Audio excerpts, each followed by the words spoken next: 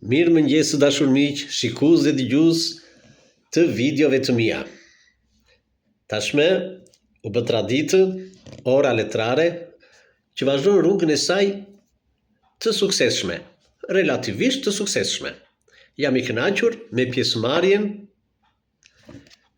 e miqve dhe të jo miqve, sepse këto video e kam vënë edhe në TikTok, edhe në Facebook, edhe në YouTube. Dhe pjesëmarrja, po them edhe një herë, është relativisht e kënaqshme. Këtë radhë e ka radhën libri im, roman alternativ, Unë dhe Maj Alter Ego. Struktura e këtij romani është e veçantë. Nuk ka një subjekt, ndosë përmban subjekte të ndryshme. Në këtë roman jam unë dhe tjetër vetja ime. Në çfarë forme? Në moshën 50 vjeçare, ditën e ditëlindjes, fillon ndarja në dy pjesë. Pjesa e rritjes e vazhdimësisë së jetës, 50, 51, 52, 53 e me radhë, dhe pjesa e dytë kohore në kthimin mbrapa në kohë, 49, 48 deri 10 vjet e me radhë, deri poshtë, i vogël, fëmijën. Kjo ndodh të njëjtën kohë, dhe në të njëjtën kohë ndodh një ballafaqim mes dy uneve të mia. Interesante.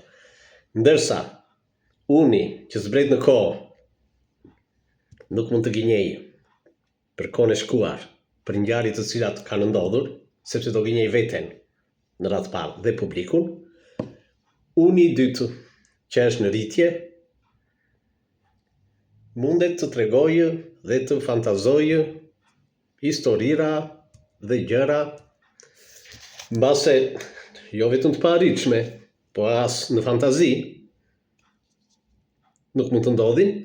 Megjithatë, i kam vënë këto fantazira të tilla të rritjes në ballafaqim me veten e dytë në prapakthimin në kohë.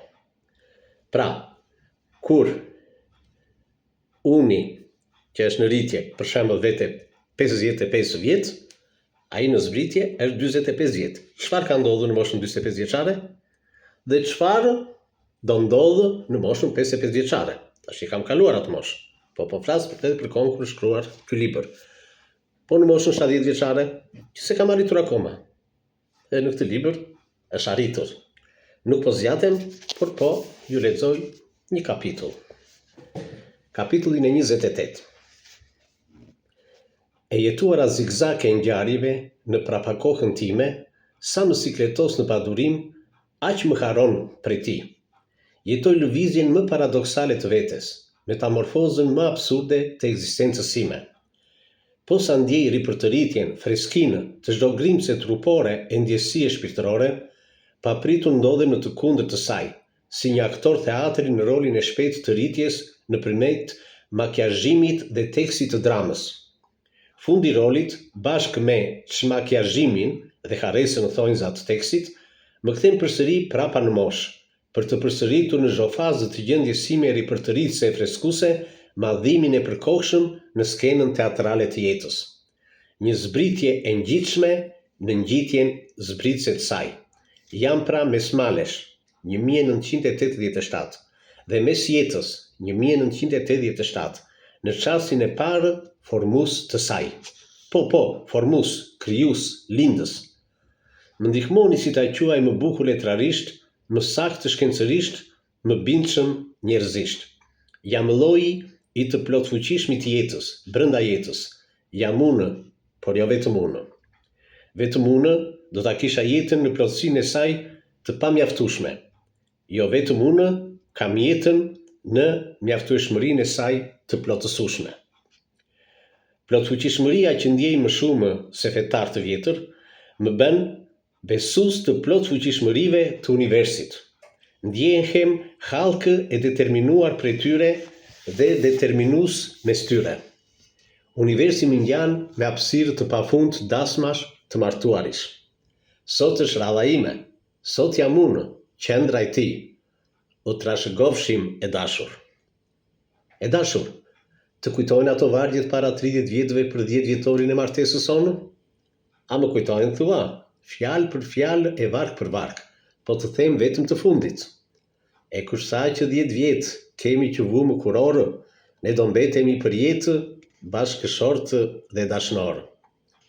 Kompjuter ma ke kuktesën, që thua ti moj zemër, sa do vargjet të tjera që kam krijuar për dashurin tonë, këto mbeten për mua më të bukurat. Mora sot penën të shkruaja një poezi për 40 vjetorin e martesës, por në letër më dolën po këto vargje të para. Si 10, si 40 vjetë, bashkëshortë dhe dashnorë, mbetëm që mbetëm. Nuk po ja them tani surprizën e përgatitur. Dhe me kaq kujtime, shikoj shkëlqimin e parë të syve saj, që po më shigjetojnë me shigjetat e erosit në çdo pjesë të trupit. Thua po vi kaq shpejt në formë? Thua kjo kosa e shtatës, po më heq të pricat mbirëse të pleqërisë dhe ripërtërin energjitë e mashkullit. Do s'do pranoj atë që ke thënë dikur si me shaka, që je debil në dashuri, shqip me zhvillim të vonuar. E vetmja sëmundje shmendarake që i bë ka mirë pleqërisë. Eja bashkëshortja ime, në krahët e dashnorit tënd, debil. Surpriza? Jo këtë çast. S'kam ndërmend të turpërohem nga entuziazmi i tërbuar i gruas që mund të doj përsëritjen edhe një herë të debilajkut tim.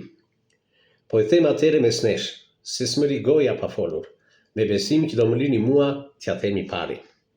Një udhëtim Jules Vernian rreth botës, me të veçantën time mes tij, ndalimin në vendet botuese të librave të mi.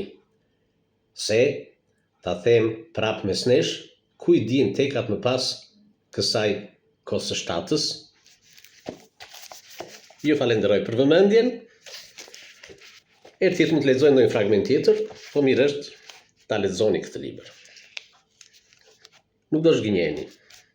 Faleminderit, kaloshi bukur.